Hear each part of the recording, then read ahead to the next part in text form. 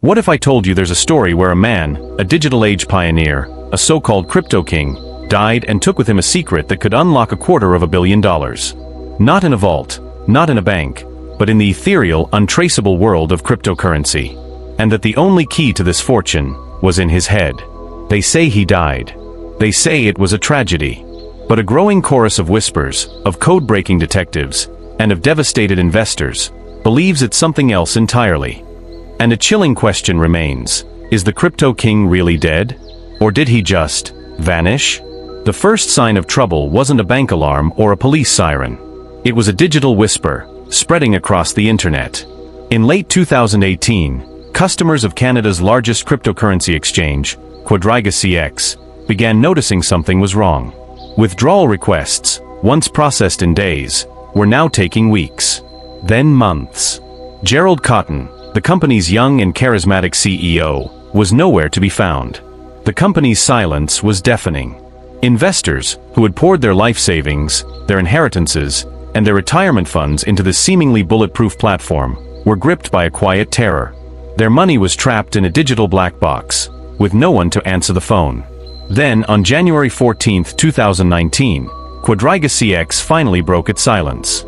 The announcement was a bombshell. Gerald Cotten, the 30-year-old founder, had died a month earlier, on December 9th, while on his honeymoon in India. Cause of death: complications from Crohn's disease. And with his death, the company explained, the funds were gone. The company's statement claimed that Gerald was the only person who held the keys, the passwords, to the company's cold wallets.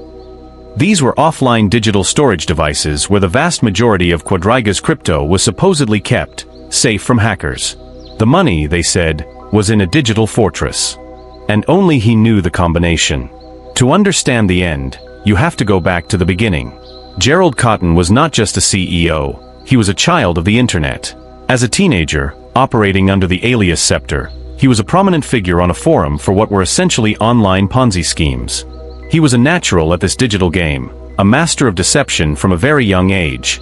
In those early days, he honed his skills in a world of high-yield investment programs, HYPs, that promised impossible returns. He wasn't just a participant, he was an enabler, a promoter. His digital fingerprints were on these scams, but he was careful, always a step ahead of the law. His partner in some of these ventures, a man who would later re-emerge in a stunning reveal, was not so lucky. But Cotten had a vision. He saw the future in Bitcoin. He and a business partner, Michael Patron, founded QuadrigaCX in 2013, a time when crypto was still a wild, unregulated frontier. It was the perfect environment for a man who had spent his youth operating in the shadows. He built an empire on a promise: trust no one but us. He cultivated a persona of trustworthiness and accessibility.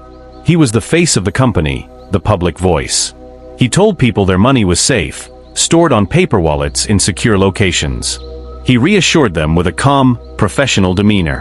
What they didn't know was that behind the facade of a major financial institution, there was no proper system of oversight. No real offices. No employees. Running the entire operation from an encrypted laptop in his home. The story of QuadrigaCX's collapse is full of staggering twists. As investigators from the bankruptcy trustee, Ernst & Young, began to piece together the company's financial records, they discovered a truth far more sinister than a simple tragedy. They found that the story of the dead man's switch was a lie. The supposedly empty cold wallets weren't the real wallets. The real turning point came when they dug into Gerald Cotten's own trading history. They found he had been creating fake accounts under aliases, crediting them with fictitious funds, and trading with his customers' real money. In essence, he was playing a high-stakes video game with other people's savings, racking up massive losses that he covered with new customer deposits. An old-fashioned fraud, dressed in the new-age clothing of cryptocurrency. A Ponzi scheme. But the unraveling of the lie didn't stop there. The name of Cotten's original business partner, Michael Patron, was a ghost from his past. Investigators learned that Michael Patron was an alias. His real name? Omar Danani. A man who had a long criminal history in the United States, including convictions for identity theft and a string of other white-collar crimes. This revelation painted a completely different picture. The innocent, trusting founders of QuadrigaCX weren't so innocent after all. They were two men with a history of deception, who had simply moved from one con to the next, using new technology to hide their old tricks. And as the investigation intensified, a new theory emerged.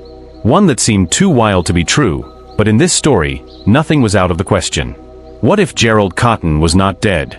What if the death certificate, the funeral, and the cremation were all part of the ultimate escape plan?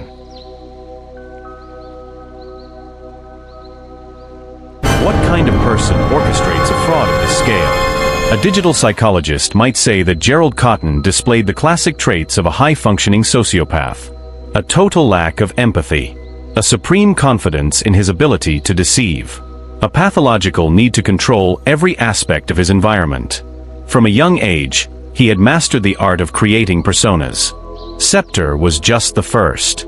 He was a master of compartmentalization, building a public life as a respectable CEO while secretly running a house of cards from his laptop. He was an introvert, yes, but not a shy one. He was a private one. The kind of person who keeps his cards so close to his chest that even his wife didn't know the full extent of what he was doing. His behavior was a constant game of risk and reward. He wasn't just stealing money, he was gambling with it. He was trading with it, a thrill seeker in the digital casino, convinced he could always outsmart the market. And for a while, he did. He used the profits to fund a lavish lifestyle. Private jets, exotic cars, sprawling properties, a life he felt he deserved. But his mindset was not one of a traditional criminal. He wasn't robbing banks. He was manipulating systems. He saw the world of cryptocurrency as a wild west, a place without rules, without a sheriff. He believed he was smart enough, and fast enough, to exploit the loopholes and get away clean. He was, in his own mind, a god in a digital world he helped create. And in that world, he wrote the rules. The resolution of the QuadrigaCX scandal is, in many ways, an anticlimax. Gerald Cotten's alleged death left a vacuum. The company filed for creditor protection. The hope for a simple explanation, a tragic mistake, quickly evaporated. The Ontario Securities Commission, after a thorough investigation, concluded what many already suspected. QuadrigaCX was a fraud, a Ponzi scheme, a billion-dollar lie. The assets recovered were a fraction of what was lost. The trustee, Ernst & Young, has been able to identify and return some funds, but the vast majority of the missing $250 million remains lost. The search for the dead man's switch was a red herring. The money was never in cold wallets, waiting for a key. It was gone. Spent. Lost in a digital maelstrom of fraudulent trading and a lavish lifestyle. For the thousands of victims, there was no final justice. No villain in a courtroom. They were left with a crushing sense of betrayal. Not just by a company, but by the very idea of a safe, new digital frontier.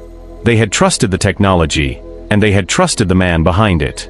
And they were left with nothing. The story of QuadrigaCX isn't just about a vanished CEO and $250 million. It's a cautionary tale for the digital age. A chilling reminder that in a world of complex, unregulated technology, trust is the most valuable and fragile currency of all. It asks us to question everything we take for granted.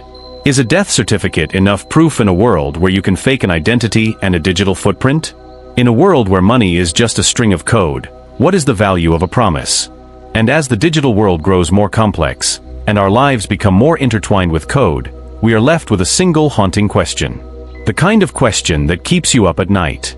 The kind of question that makes you double-check your investments. The kind of question that makes you look at a photograph of a smiling CEO and wonder what's really behind that smile. What if the ultimate power in the digital age isn't to create, or to build, but simply to disappear? This story is full of unanswered questions and chilling possibilities. Do you think he faked his own death? Or was he a victim of his own creation? Leave your thoughts and theories in the comments below. We read every single one. And if you found this story as compelling as we did, please hit the like button and subscribe. It's the best way to make sure you don't miss our next deep dive into the mysteries that lie just beneath the surface. This video on the QuadrigaCX scandal provides a high-level overview of the events and key players involved, giving a good starting point for a deeper dive. Let us know your thoughts in the comments below. Subscribe for more gripping true crime breakdowns. mysteries, and criminal psychology stories. Only on Twisted Case.